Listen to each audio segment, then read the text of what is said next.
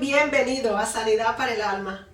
Continuamos estudiando las Sagradas Escrituras. Muchas gracias porque tú también estás allí conectado, estás viendo esta transmisión y te decimos que puedes también compartirla, puedes también dejar tu comentario y gracias por suscribirte. Hay un tema que nosotros vamos hoy a desarrollar, el cual es continuación del anterior. En el capítulo anterior nosotros hablamos acerca de la humillación, que cuando nos humillamos delante de Dios recibimos algunos beneficios. Uno de ellos es gracia o favor. Y gracia, cuando preguntamos, mira, ¿qué es gracia? No, es un don inmerecido, es un favor que nosotros no merecemos y ciertamente no lo merecemos. Por eso es por gracia. No tienes que trabajar, no tienes que hacer algo, eso no es por obras, pero sin embargo Dios dice, cuando tú te humillas, tú recibes mi gracia. ¿Hay que hacer entonces algo? Mas eso es desde el corazón, no es una obra que tú haces con tus manos. La gracia de Dios es una virtud o es un favor y también es un don inmerecido, ciertamente. ¿Por qué lo recibimos cuando nos humillamos? Porque ya nos lo dijo en Santiago 4:6. Dios resiste a los soberbios y da gracia a los humildes. ¿Qué es resistir? Es rechazar y también es oponerse. Dios se opone a los soberbios, los rechaza, no los escucha.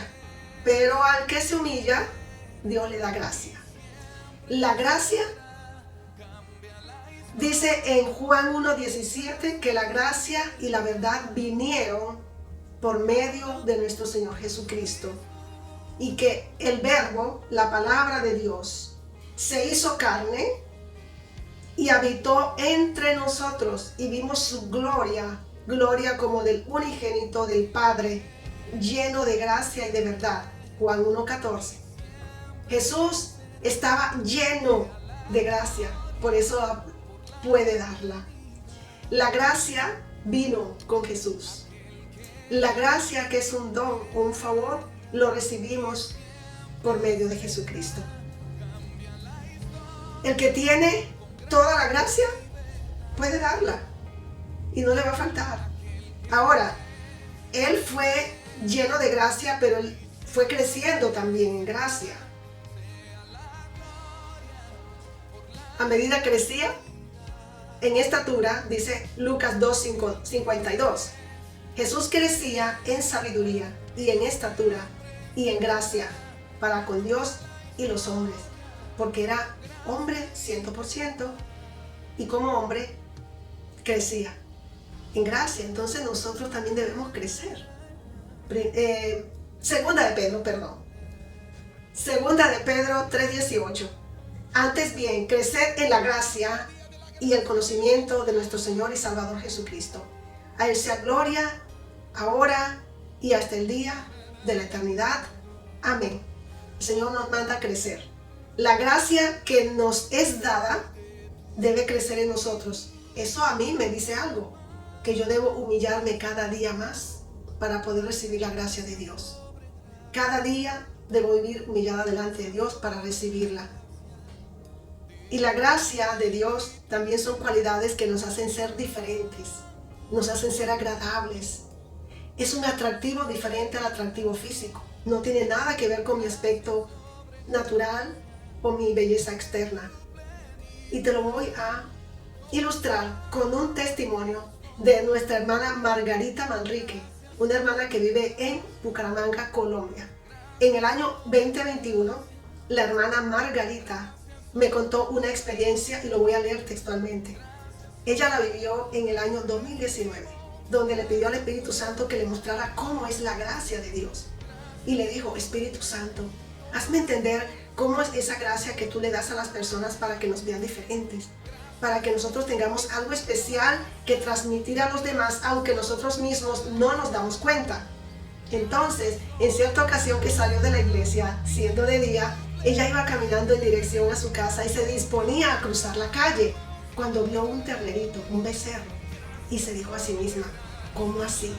¿Qué hace un ternerito en plena vía pública y cruzando la calle? Pero en el instante se le abrieron los ojos y no era un ternerito, sino un perro. Siguió caminando y en otra calle vio a lo lejos un perro pequeño jugando con un juguete. Pero al aproximarse, se le abrieron nuevamente los ojos y pudo ver que era un golero, un gallinazo, un cuervo que come carroña y estaba jugando con basura maloliente. Siguió caminando y cuando estaba por llegar a su casa vio a lo lejos una mesa con un mantel blanco y sobre la mesa un ramo de flores. Pero al aproximarse vio que eran unos estantes que bloqueaban el paso en señal de peligro porque estaban construyendo. El ramo de flores era otro pedestal que impedía el paso peatonal. Al llegar a la casa le dice: Espíritu Santo, no entiendo por qué yo vi todas esas cosas y qué es lo que tú me quieres decir. Porque veía una cosa y cuando me aproximaba veía otra en lo natural. Entonces el Espíritu Santo le habló y le dijo: es que esa es la gracia de Dios. Así es la gracia de Dios. Tú ves las cosas normales como insignificantes, pero cuando tienen la gracia de Dios son hermosas ante los ojos de todas las personas que las vean. Es algo diferente, es algo especial que las personas poseen aunque no logren entenderlo. Es esa apariencia sobrenatural, no relacionada con tu aspecto físico. Y la recibimos aunque no la merezcamos. Una pregunta. Después de haber oído el testimonio de la hermana Margarita Manrique y después de saber que la recibimos cuando nosotros nos humillamos, te pregunto, ¿tú quisieras tener esa gracia? ¿Y para qué la necesitas? Porque si de algo puede ser provechosa, pues yo también la quiero. ¿Para qué necesitamos la gracia? Vamos a mirar. ¿Para qué necesitamos la gracia de Dios? En primer lugar, para ser salvos. Efesios 2, 4 y 5. Pero Dios es tan rico en misericordia y nos amó tanto que a pesar de que estábamos muertos por causa de nuestros pecados, nos dio vida cuando levantó a Cristo de los muertos. Es por la gracia de Dios que nosotros somos salvos. Nos dio vida cuando levantó a Cristo de los muertos. Es solo por la gracia de Dios que nosotros somos salvos. La gracia es de Dios. Si yo la poseo es porque me la ha regalado. Por eso no es una gracia de hombres. La gracia viene desde el cielo. Dios nos salvó, dicen los versos 8 y 9, Efesios capítulo 2, versos 8 y 9. Dios nos salvó por su gracia cuando nosotros creímos. Nosotros no tuvimos ningún mérito para esto. Es un regalo de Dios. La salvación no es un premio por las buenas obras que hayamos hecho. Así que ninguno de nosotros puede jactarse de ser salvo. Gracias, Señor, por tu gracia. En Romanos 5:21. Entonces, así como el pecado reinó sobre todos y los llevó a la muerte, ahora reina en cambio la gracia maravillosa de Dios, la cual nos pone en relación correcta con Él y nos da como resultado la vida eterna por medio de Jesucristo nuestro Señor. ¿Para qué necesitamos la gracia de Dios? En segundo lugar, para ser ayudados oportunamente. Si no recibes de esa gracia de Dios, no puedes ser ayudado o no recibes el socorro oportuno. Hebreos 4:16. Así que acerquémonos con toda confianza, humildad. Nos acercamos a Dios creyendo. Nos acercamos al trono de la gracia de Dios, de nuestro Dios. Y allí vamos a recibir su misericordia. Y allí vamos a encontrar la gracia que nos ayudará cuando más la necesitemos. En tercer lugar, ¿para qué necesitamos la gracia de Dios? Para que repose sobre nosotros el poder de Cristo. 2 Corintios 12:9. Pablo estaba batallando con un aguijón y le dijo al Señor, se lo pidió al Señor 3 veces que lo quitara. Le dice: Señor, le he pedido al Señor 3 veces que quite este aguijón, que es un emisario de Satanás. Y me ha dicho esto. Mira la respuesta del Señor. ¿Qué le dijo el Señor en respuesta a esa petición de Pablo? Sí respondió y le dio algo poderoso. Y me ha dicho, bástate mi gracia. Mi gracia es suficiente, porque mi poder se perfecciona en la debilidad. Por tanto, dice el apóstol Pablo, de buena gana me gloriaré más bien en mis debilidades, para que repose sobre mí el poder de Cristo. Esa debilidad es manifiesta en la humillación. No en una conducta altiva, no en soberbia, sino en humillación y en debilidad. Cuando estamos en este estado, en esta condición, entonces el poder de Cristo va a reposar sobre nosotros. Y eso se llama gracia. Gracia de Dios. En cuarto lugar, ¿para qué necesitamos la gracia de Dios? Para servir a Dios de manera efectiva. Si no tienes la gracia de Dios, no puedes servir a Dios de manera efectiva. Mira, aunque nos coloquemos el mejor atuendo, aunque nos peinemos lo más hermoso, aunque nos maquillemos, nos pongamos muchos alhajas, pero si no está la gracia de Dios, no vamos a poder servirle, no vamos a poder hacer la obra, no vamos a poder trabajar, no vamos a poder servir de manera efectiva. En 1 Corintios capítulo 15, el verso 10, leemos, pero por la gracia de Dios soy lo que soy.